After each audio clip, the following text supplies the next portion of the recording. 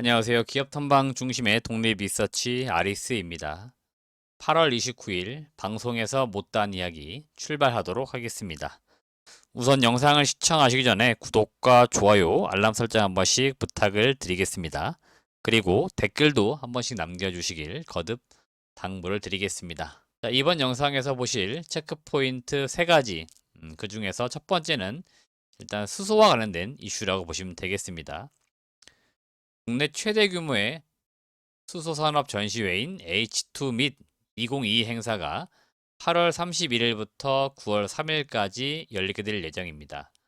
올해로 세 번째로 열리게 되는 수소와 관련된 중요한 이벤트다, 이렇게 볼 수 있겠습니다. 작년까지만 해도 수소 모빌리티 플러스 쇼라는 주제를 가지고 행사를 했었는데요. 올해부터 H2 및 이렇게 이름을 좀 바꾸었고요. 저는 개인적으로 1회 행사부터 다 참여를 했었습니다. 그리고 올해 세 번째 행사인데 올해도 일단은 방문을 할 예정입니다. 따라서 혹시라도 나중에 여기에서 제가 또 얻게 되는 정보가 있거나 또는 다녀온 후기 이런 것들 영상을 올려드릴 테니까 참고를 좀 하시길 바라겠고요. 일단 간단하게 개요를 좀 보도록 하겠는데요.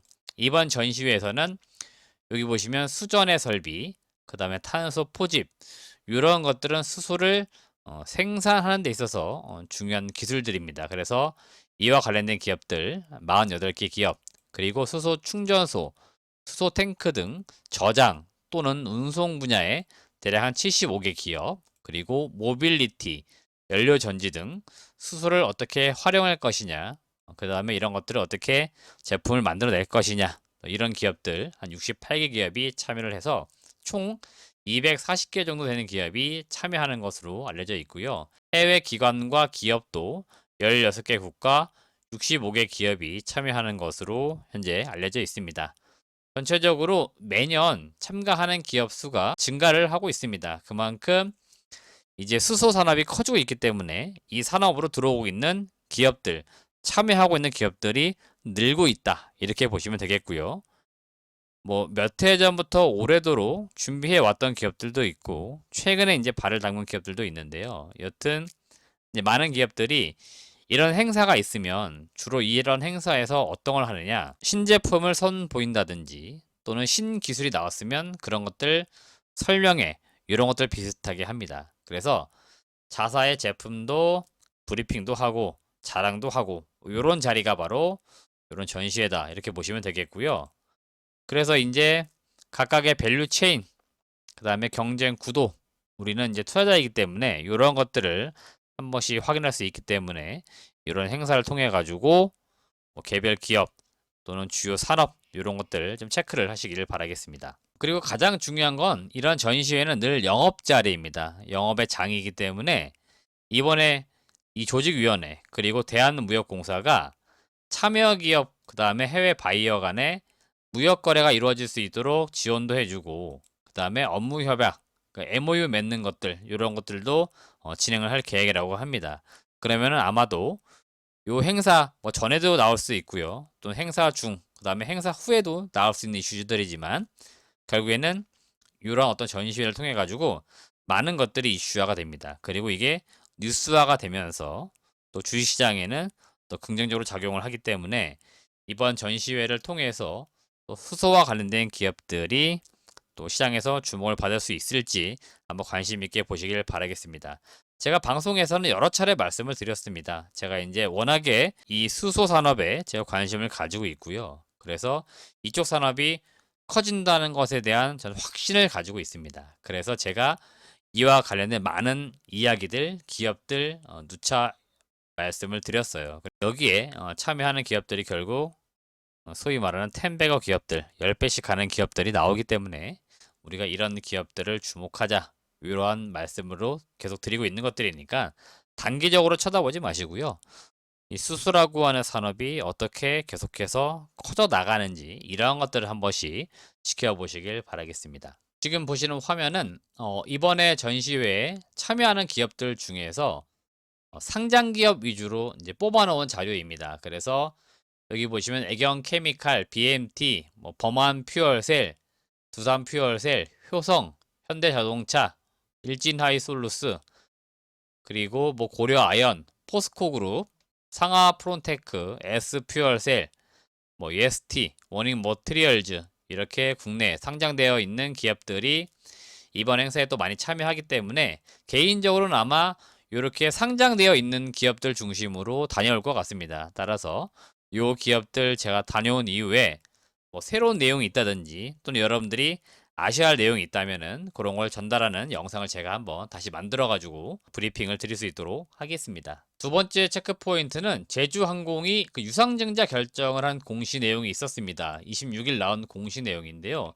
요거는 제가 공시 내용을 보면서 여러분들이 앞으로도 마찬가지지만 이 공시가 나왔을 때 해석을 어떻게 하느냐가 매우 중요합니다. 그래서 제가 요거 해석을 한번 해 드릴 테니까 잘 보시길 바라겠습니다. 지금 보시는 화면은 제주항공 전자공시 시스템에 들어가시면 나오는 공시 내용들이고요. 우선 스토리를 좀 우리가 이해하기 위해서 이 내용을 먼저 보겠습니다.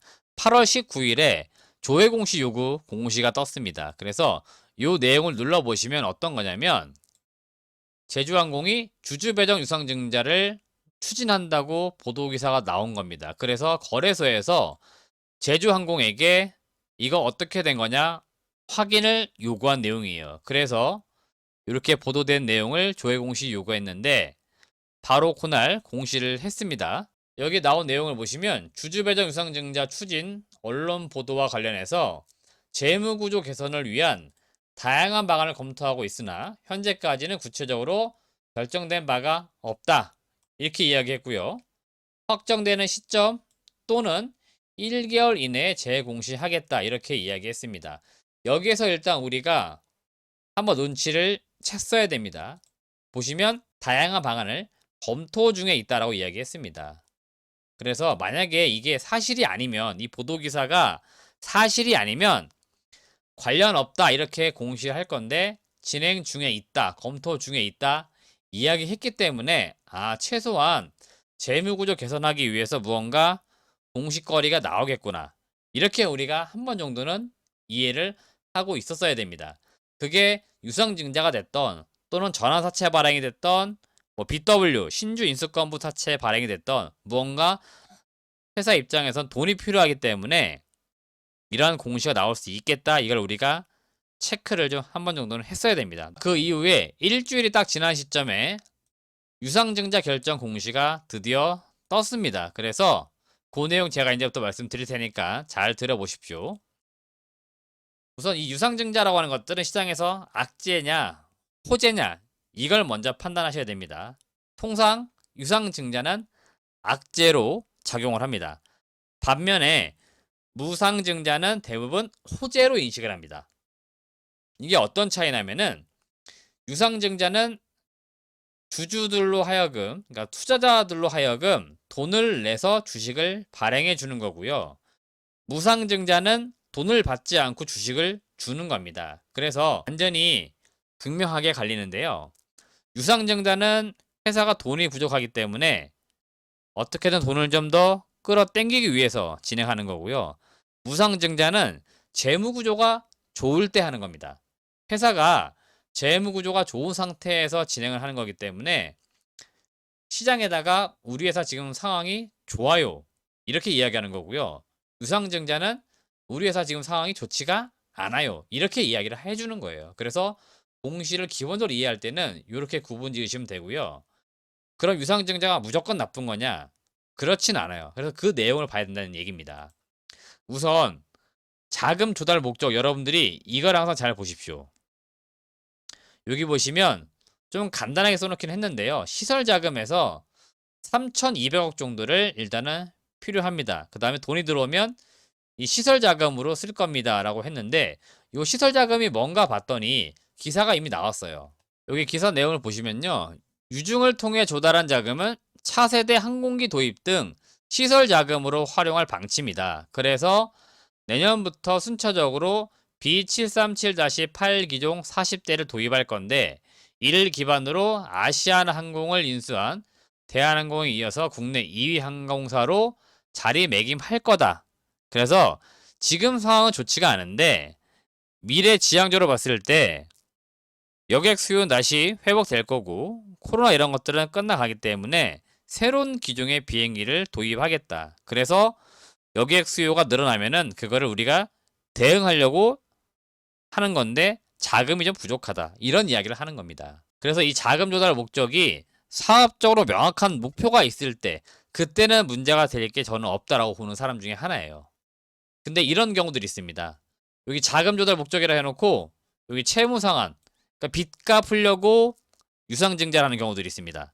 이런 경우들은 지금 허덕이는 상황들이기 때문에 빚을 빨리빨리 갚아야 되는 그런 상황에 놓여 있는 겁니다. 그만큼 지금 돈이 궁해요, 현금이. 그러니까 이런 기업들은 유상증자가 정말 진짜로 악재인 겁니다. 그래서 제가 볼 때 이 자금 조달의 목적이 매우 중요하다. 그 말씀 드리는 거고요. 두 번째 여러분들 체크해야 될 부분이 있습니다. 그거 말씀드릴게요. 요걸 먼저 말씀드려야겠네요. 증자 방식인데 유상증자도 뭐 들어보셨는지 모르겠습니다. 뭐 구주 매출, 뭐 신주 매출 또는 뭐 제3자 배정 유상증자 여러 가지 방식이 있는데 일단 이번에는 주주 배정 후에 실권주를 일반 공모한다라고 했습니다. 그래서 주주 배정은 이제 기존에 가지고 있는 주주들에게 배정을 먼저 한 다음에 남아있는 물량이 있으면 그 실권주를 일반 공모하겠다 이렇게 이야기하는 거고요. 가장 중요한 건 이거입니다.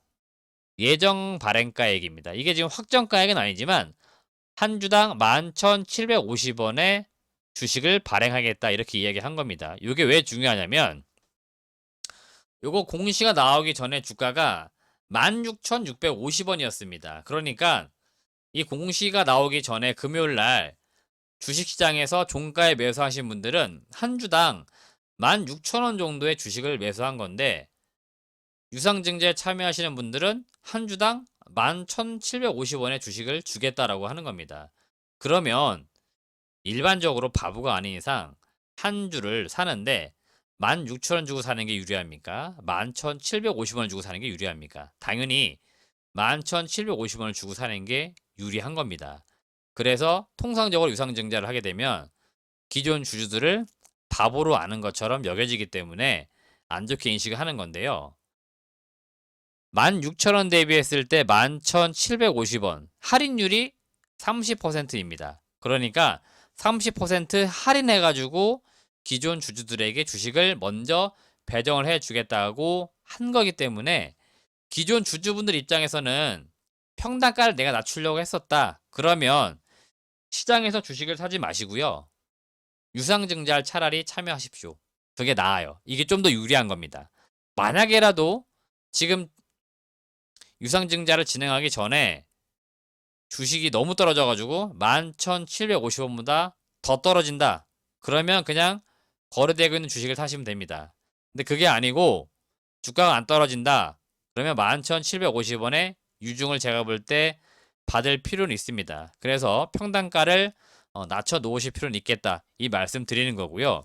일반적으로 유상증자를 할 때 기존 주주들에게 피해를 주지 않기 위해서 10에서 한 20% 정도 할인을 해서 발행을 하는 게 제가 볼 때는 일반적이에요. 이게 어느 정도 납득할 수 있는 수준인데 이건 제가 볼 때 일부러 싸게 발행했다 이런 느낌이 좀 듭니다. 그것도 제가 나중에 말씀드릴게요. 여튼 요 발행가액은 좀 할인율이 셌다 이렇게 볼 수 있는 거고요. 여기서 여러분들 또 요 내용을 봐야 됩니다. 요 기간 이런 것들 여러분들 한번 체크를 잘 하십시오. 날짜나 이런 것들 체크하시길 바라겠고요. 여러분들이 아까 같은 공시 내용인데요. 요거를 한번 체크해서 보실 필요 있습니다. 여기 보시면은 신주의 배정 방법이라고 되어 있는데 우리사주 조합 청약해놓고 총 공모 주식의 20%에 해당되는 요 주식 수량을 우리사주 조합에게 우선 배정한다 이렇게 되어 있습니다. 그래서 우리사주로 하는 것들은 결국 그런 거잖아요. 직원들이 가지고 있는 물량일 건데 직원들한테 비중이 높아요. 20%면 이거를 먼저 배정한다는 겁니다. 그럼 직원들에게 먼저 배정해 주는 것들이고요. 구주주 보유하고 있는 신주 인수권 증서 수량 범위 내에서 청약한 주식 수에 따라 배정을 합니다. 근데 여기에서 누가 많이 가지고 있느냐 이걸 여러분들이 한번 생각해 보십시오. 제가 지분 구조 보여드릴게요. 제주항공의 최대 주주가 누구입니까? AK홀딩스입니다. 대략 50%를 가지고 있고요. 애경자산관리도 1.56%. 그래서 거의 과반 이상을 요 애경 그룹이 가지고 있습니다. 자, 그러면 16,650원에 끝나는 기업의 주식을 11,750원에 예정 발행가액을 잡아놓고 구주 매출에서 먼저 배정해 준다. 그래서 가장 많이 물량을 받아가는 기관은 이 최대 주주입니다. 그래서 제가 볼 때는 최대 주주가 지분을 더 늘리려고 하는 것인지 이것도 한번 제가 고민을 좀 해보려고 하는 거고요. 지금 유상증자 이슈 때문에 그날 주가가 좀 빠졌습니다. 그러면 제일 큰 손해는 누가 봅니까? 역시 최대 주주가 제일 많은 비율을 가지고 있으니까 제일 많이 손해를 봅니다. 물론 기존 주주들도 개인 주주들도 손해를 보긴 봐요. 근데 일단 수량으로 보았을 때, 비중으로 보았을 때 제일 많은 비중을 가지고 있는 게 최대 주주이기 때문에 주가가 요 단기적인 악재로 인해서 떨어졌을 때 제일 손해보는 건 여기입니다. 그래서 자기들이 손해를 봐가면서까지 이렇게 유상증자를 하는 이유가 뭘까? 저는 이런 것들 한 번씩 고민을 해 본다는 겁니다. 그래서 결론 돌아오면 이런 겁니다. 여기 제주항공의 주가 흐름인데요. 주가가 빠졌습니다. 악재로 인식했기 때문에 빠졌는데요.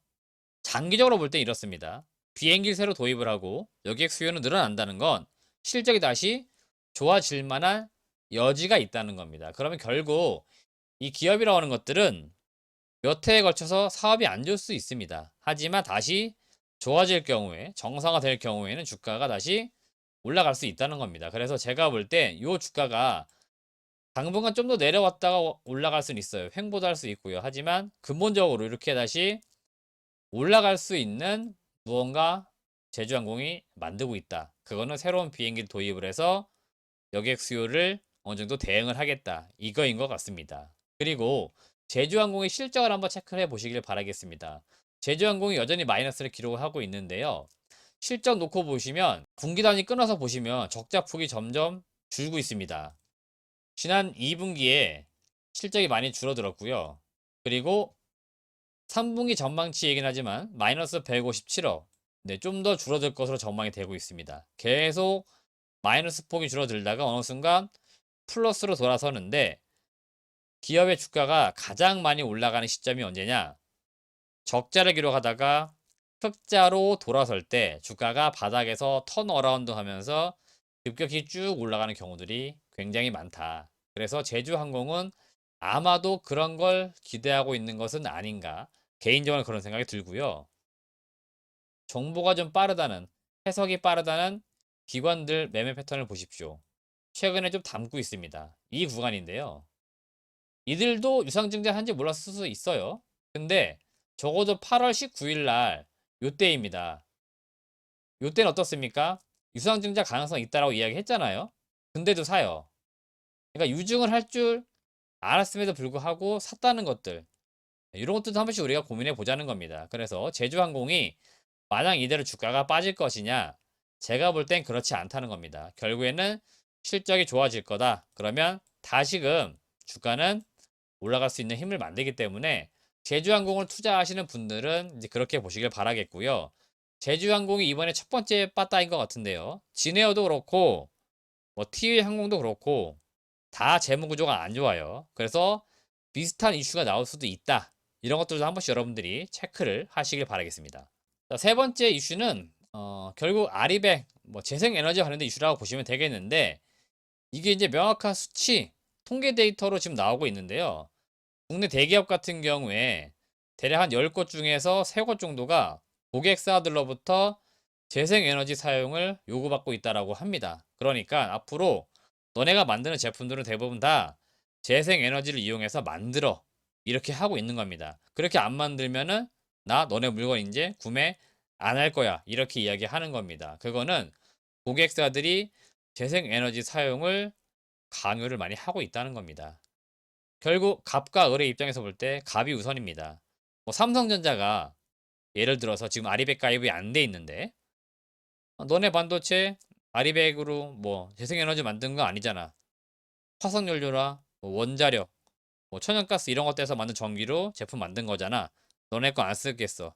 난 앞으로 마이크론 디램 쓸 거야. 그러면 그렇게 또 갈 수도 있는 겁니다. 그래서 이런 식으로 지금 최종 사용자들 입장에서 볼 때 이 재생에너지 사용을 꾸준히 지금 요구를 받고 있습니다. 그만큼 아리백은 매우 중요하고 이게 뭐 자발적인 캠페인이라서 자연스럽게 참여하려면 참여해, 말라면 말아 이런 게 아닙니다. 글로벌 공급망을 볼 때 각각 협력사들, 그 다음에 뭐 고객사 중심으로 대부분 이 재생에너지 사용을 요구를 하고 있기 때문에 앞으로 이러한 분위기는 계속 만들어진다. 그래서 무언의 압박이 계속 될 것이다. 이렇게 보시면 되겠고요.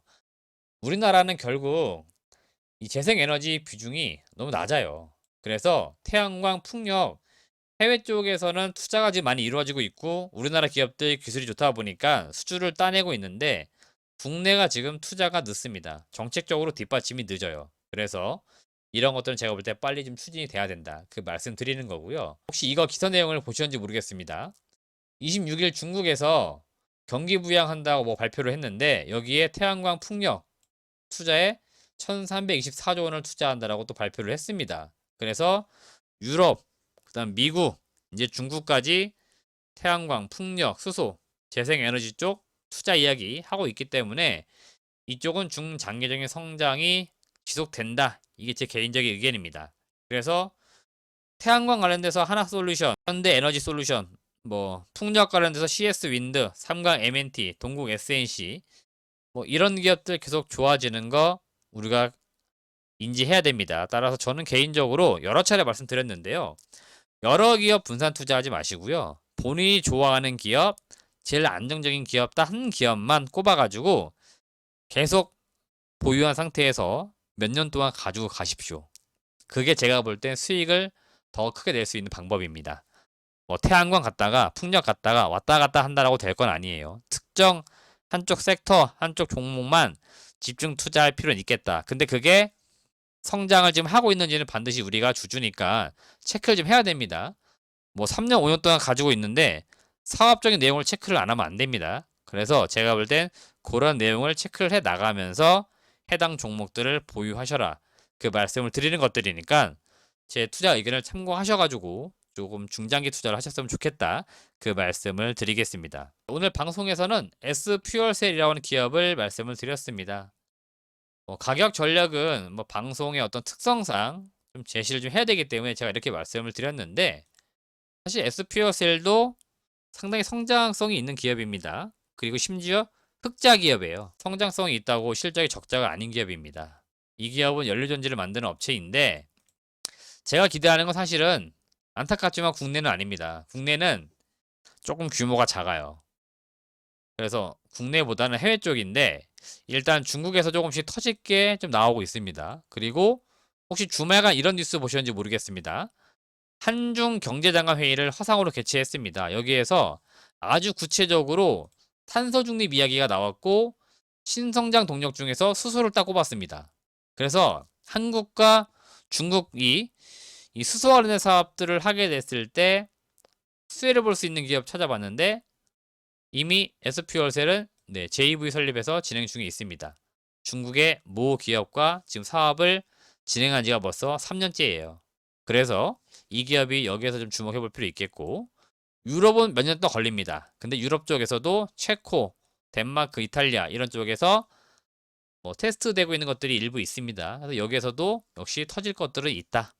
최근에 방산 관련된 기업들이 동유럽 쪽에서 무언가 계약이 터지고 있습니다. 뭐 수 쪽에서 계약이 터지지 말란 바 없어요. 그래서 제가 볼 때는 장기적으로 볼 때 이런 쪽에서 기대를 좀 해야 되지 않나 생각하기 때문에 오늘은 S퓨어셀 말씀을 드렸습니다. 이 기업도 한 번씩 공부를 좀 해보시길 바라겠고 저희가 기업 분석 10분 영상 컷으로 이 S퓨어셀도 올려놓았을 겁니다. 한 번씩 영상을 좀 보시면서 또 공부해 보시길 바라겠습니다. 이상으로 오늘 방송에서 못다한 이야기 제가 좀 길게 말씀을 드렸는데요. 아까 그 제주항공 그거는 하나의 케이스라고 보시면 되겠습니다. 요거를 한 번 더 공부해 놓으시면은 비슷한 케이스들이 여러 개 생길 겁니다. 그러면 다 비슷한 맥락으로 여러분들이 공시 해석을 할 수 있으니까 좀 꾸준히 영상을 보시면서 본인 스스로 공시를 좀 해석할 수 있는 능력을 키우시길 바라겠습니다. 저는 사실 이거를 누가 가르쳐 준 적이 없어요. 그래서 독학을 했습니다. 근데 지금은 이렇게 좋은 영상들이 많아졌기 때문에 여러분들이 공부하기에 참 좋은 환경입니다. 그래서 많이 공부하시고 또 좋은 투자를 하시고 성과들도 잘 내시길 바라겠습니다. 앞으로도 저희 아리스에서는 꾸준히 여러분들의 투자 수익 이것만을 위해서 열심히 뛰겠습니다. 감사합니다.